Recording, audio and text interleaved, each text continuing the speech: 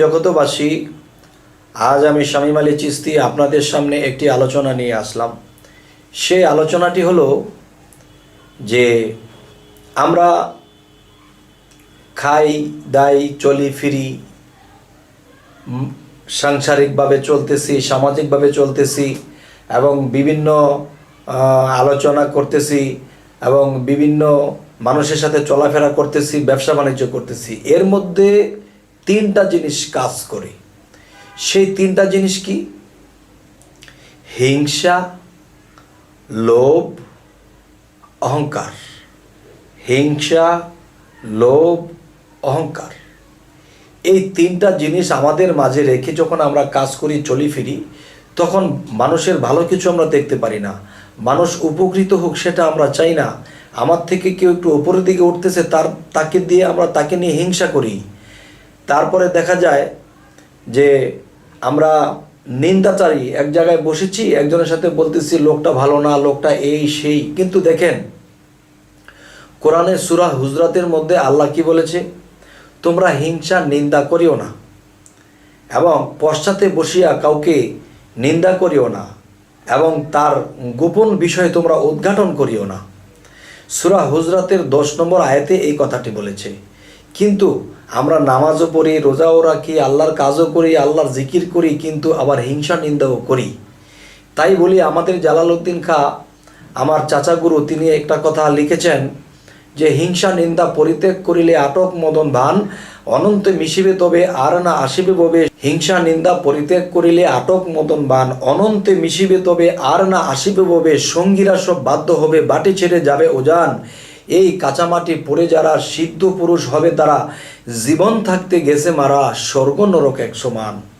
এই জগতে যারা হিংসা নিন্দা কটুবাক্য সমস্ত খারাপি ত্যাগ করে দিল এবং নিজের মধ্যে ত্যাগী একটা বিষয় আনলো যে আল্লাহ আমাকে যখন যেভাবে রাখে সেভাবে থাকবো, সেভাবে খাবো এবং কারো প্রতি হিংসা করব না। আমার সম্পদ নষ্ট হয়ে গেল, আলহামদুলিল্লাহ বলবো, আল্লাহ তুমি যা করেছো ভালোর জন্য করেছো। আমার সম্পদ একদিক থেকে এসেছে, আমি সূক্ষ্ম পথে খরচ করব আর বলবো আল্লাহ তোমার কাছে লাখো কোটি শুকরিয়া, তুমি দিয়েছো। তবে আল্লাহ যদি কখনো সম্পদ নিয়ে যায় তবুও বলতে আলহামদুলিল্লাহ। আল্লাহ যদি কোনো সম্পদ আমাকে দেয় তবু আলহামদুলিল্লাহ। কেননা আল্লাহ সম্পদ দিয়ে পরীক্ষা করেন এবং সম্পদ নিয়ে পরীক্ষা করেন। সেই কথাটি আল্লাহ কোথায় বলেছেন? সূরা মুলুকের 2 নম্বর আয়াতে আল্লাহ বলেছেন, ওয়াল্লাযী খালাকাল মাউতা ওয়াল হায়াতা লিয়াবলুওয়াকুম আইয়াকুম আহসানু আমালা ওয়া হুয়াল আজিজুল গাফুর। অর্থাৎ যে আমি মানুষের মৃত্যু ও জীবন সৃষ্টি করিয়াছি পরীক্ষা করার জন্য। তোমাদের মধ্যে কে কর্মে উত্তম, প্রেমে উত্তম এবং ভক্তিতে উত্তম এবং দানশীলে উত্তম, সেই ব্যক্তিগুলোই শ্রেষ্ঠ এবং তারা একদিন পরাক্রমশালীর সাথে মিশবে। হে জগতবাসী, আমি ছোটোখাটো ভিডিও করি যাতে আপনারা অল্প সময়ে একটু বেশি ভালো কিছু জানতে পারেন, আপনাদের ভিতরে যেন এই কথাগুলো ঢোকে। হয়তো বেশি লম্বা করে বললে হয়তো বিরক্তবোধ হতে পারেন, শেষ হয় না কেন। তাই ছোট করে আমি অল্প কথার মধ্যে যেন আমি একটু ভালো কিছু দিতে পারি আপনাদেরকে এবং আল্লাহ আমাকে তৌফিক দান করেন। হে জগতবাসী, মানুষ জীবনে এত ইবাদত এত কিছু করে, তারপরেও মানুষটা নিচে নেমে যায় কেন? পারে না। একটাই উদ্দেশ্য, এই হিংসা নিন্দা যদি আমরা পরিহার না করি তাহলে কি হবে? আমরা যতটুকু উঠব তার চেয়ে বেশি নেমে যাব। তবে এতটুকু লক্ষ্য করতে হবে যে আমি এখন পারছি না, একসময় যদি আল্লাহ অর্থনীতি আমাকে ভালো করে দেয় তখন এতিমের মাথায় হাত বোলাবো এবং আমরা এতিম ও মিসকিনদেরকে আমরা এটা করব। কেননা সূরা মাউনের দিকে যদি আমরা লক্ষ্য করি, আল্লাহ সমস্ত ইবাদত বরবাদ করে দেয় যদি এতিমকে কষ্ট দেওয়া হয়, এতিমকে মাথায় হাত না বোলানো হয় এবং এতিমদেরকে অন্ন বস্ত্র দান না করা হয়। আল্লাহ যদি আমাদেরকে তৌফিক দান করে তবে হ্যাঁ, আমরা এতিমদের জন্য একটা বাসস্থান করব, এতিমদের মাথায় হাত বোলাবো, এরা খেলে আমরা খাবো, এরা যদি না খায় আমরাও না খেয়ে থাকবো। হে জগতবাসী, আজ এই কথাগুলো বলার এটাই উদ্দেশ্য। দেখা গেছে যে অনেক এতিমের মাথায় হাত বুলিয়েছে, খাওয়া দাওয়া করাইছে, কিন্তু সে উল্টা একটা কথা বলছে, উল্টাভাবে চলছে। যাক বাবা, সকলে একরকম নয়। একজনের জন্য 10 জনকে আমরা অনাদর করতে পারবো না।